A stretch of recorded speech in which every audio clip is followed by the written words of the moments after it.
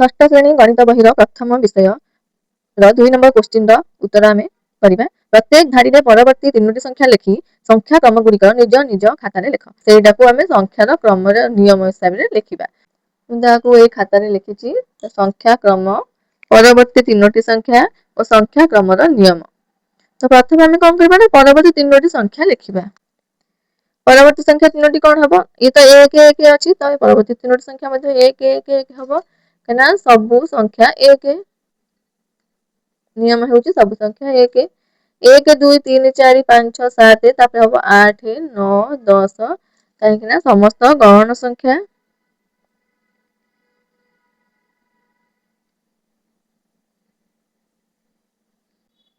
ମାନେ 1 ଲେଖା ମିଶା ହେଇଯିବ। 1 ଲେଖା ମିଶେଇବା। ତ ଆସିଲା 1 3 5 7 9 11 13 ଅଯୁଗ୍ମ ସଂଖ୍ୟା। ତାପରେ କେମିତି ହବ ନା 15 17 19। ପୂର୍ବ ସଂଖ୍ୟାରେ 2 ମିଶାଇଛେ। ଦେଖିବା କଣ ନା ପୂର୍ବ ସଂଖ୍ୟାରେ 2 ମିଶାଇବା। ଯେମିତି କି 13 ଯୁକ୍ତ 2 ସମାନେ 15, 15 ଯୁକ୍ତ 2 ସମାନେ 17, 17 ଯୁକ୍ତ 2 ସମାନେ 19।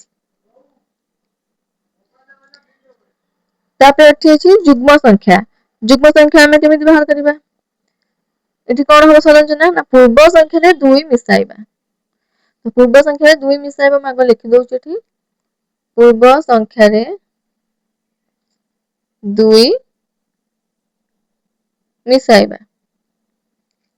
ଏଠି 14 ଅଛି, ତ ମୁଁ କଣ କରିବି ଏଠି ହବ 16 18 20। କେମିତି ହେଲା ନା 14ରେ 2 ମିଶିଲା 16, 16ରେ 2 ମିଶିଲା 18, 18ରେ 2 ମିଶିଲା 20।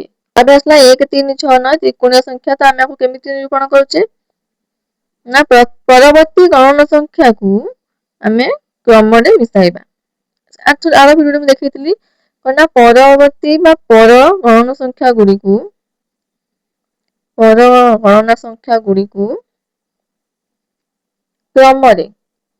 କ୍ରମରେ ମିଶାଇବା। କ୍ରମରେ ମିଶାଇବା ମାନେ ସିରିଏଲି ମିଶାଇବା, ତାପରେ ମିଶାଇବା। ଯେମିତି ଏଠି ହବ କେତେ? ଆମେ ପ୍ରଥମେ ଏଠି ଦେଖିବା କେତେ ଲେଖା ମିଶି ମିଶି ଯାଇଛି।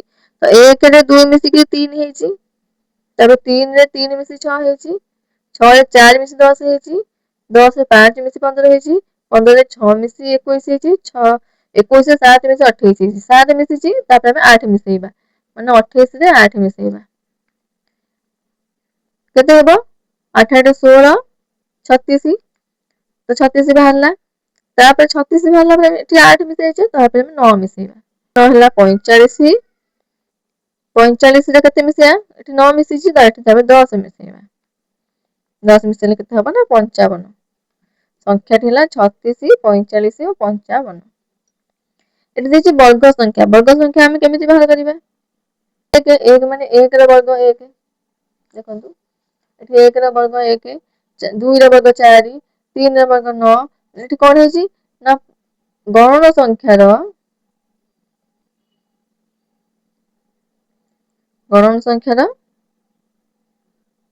ପ୍ରତ୍ୟେକ ଗୌଣ ସଂଖ୍ୟାର କ୍ରମିକ ଭାବରେ ବର୍ଗ ବାହାର କରିବା।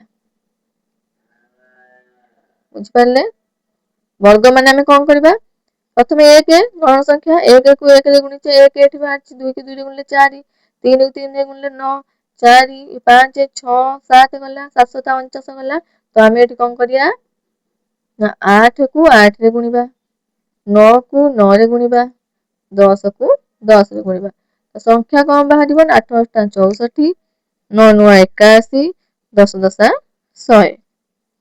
କ୍ରମିକ ଭାବରେ ପ୍ରତ୍ୟେକ ଗୌଣ ସଂଖ୍ୟାର ଘନ ନିରୂପଣ କରିବା। ଘନ ନିରୂପଣ କରିବା ମାନେ ପ୍ରତ୍ୟେକ ଗୌଣ ସଂଖ୍ୟାକୁ 3 ଥର ଲେଖା ଗୁଣିବା। ଯେମିତିକି 1 କୁ 3 ଥର ଗୁଣା ହେଇଛି 1, 2 କୁ 3 ଥର ଗୁଣା ହେଇଛି 8, 3 କୁ 3 ଥର ଗୁଣା ହେଇଛି 27, 4 କୁ 3 ଥର ଗୁଣା ହେଇଛି 64, 5 କୁ 3 ଥର ଗୁଣା ହେଇଛି 125, 6 କୁ 3 ଥର ଗୁଣା ହେଇଛି 216।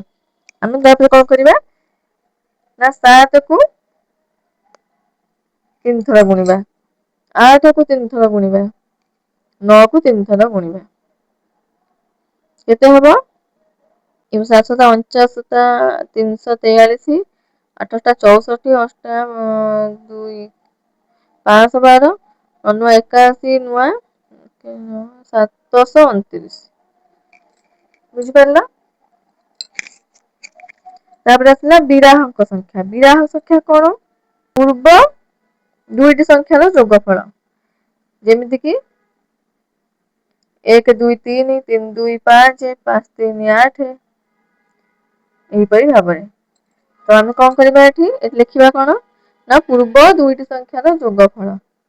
ପୂର୍ବ ଦୁଇଟି ସଂଖ୍ୟାର ଯୋଗଫଳ ବା ମିଶାଣ ଫଳ। ପୂର୍ବ ଦୁଇଟି ସଂଖ୍ୟା ମାନେ 1 ରେ 2 ମିଶି 3 ହେଇଛି, 2 ରେ 3 ମିଶି 5 ହେଇଛି, 5 ରେ 3 ମିଶି 8 ହେଇଛି, 8 ରେ 5 ମିଶି 13 ହେଇଛି, 13 ରେ 8 ମିଶି 21 ହେଇଛି। ଆମେ ଏବେ 21 ରେ 13 କୁ ମିଶେଇବା ବା 13 ରେ 21 ମିଶେଇବା, ଯାହା ହବ। 21 ରେ 2 ମିଶିଲେ କେତେ ହବ? 3 1 4, 2 1 3, 34। ତାପରେ କଣ କରିବା? 34 ହେଲା, ତ 34 ରେ କେତେ ମିଶେଇବା? 21 ପୂର୍ବ ସଂଖ୍ୟା ମାନେ 4 1 5, 3 2 5, ହେଲା 55। ତ 55 ରେ କେତେ ମିଶେଇବା? 34 ମିଶେଇବା, କାରଣ ପୂର୍ବଟା 5 4 9 8, ତ 34 55 99, ବୁଝିପାରିଲେ? ତାପରେ ଆସିଲା 2 ଆଧାର ବିଶିଷ୍ଟ ଘାତ ସଂଖ୍ୟା। ମାନେ ଏଇଟା ତ ଆମେ ପୂର୍ବ ଭିডিଓରେ କରିଥିଲେ କି 2 କୁ ଆଧାର ରଖିବା, ଘାତକୁ ସହୀକ ସଂଖ୍ୟା ରଖିବା, ସପ୍ରଶ ସହିତ ସହୀକ ସଂଖ୍ୟା ରଖିବା। ଏଠାରେ କେମିତି ବାହାର କରିବା ସେଟା ତ ନିୟମ ଜାଣିଲେ। ଏଇଟା ବାହାର କରିବା କେମିତି ନା ପ୍ରତ୍ୟେକ ସଂଖ୍ୟାରେ 2 ଲେଖା ଗୁଣି ଗୁଣିଯିବା। ମାନେ 1 2 ଗୁଣିଲେ 2, 2 ରେ 2 ଗୁଣିଲେ 4, 4 ରେ 2 ଗୁଣିଲେ 8, ତ ସଂଖ୍ୟାରେ 2 ଗୁଣି ଗୁଣି ଯିବା ବା ଗୁଣନ କରି କରି ଯିବା, ବୁଝିପାରିଲ? ପ୍ରତ୍ୟେକ ସଂଖ୍ୟାରେ 2 ଗୁଣିଆ ମାନେ ଏଠି 64 ରେ 2 ଗୁଣିଆ, 2 ଚଉ 8, 2 ଶହ 12, 128 ରେ 2 ଗୁଣିଆ, 16 6 1, 2 1 5, 2 1 2, 252 ରେ 2 ଗୁଣିଆ, 2 ଦୁଣେ 4, 2 10 1, 2 1 5, 128, 256, 504, ବୁଝିପାରିଲେ? ତାପରେ ଆସିଲା କଣ?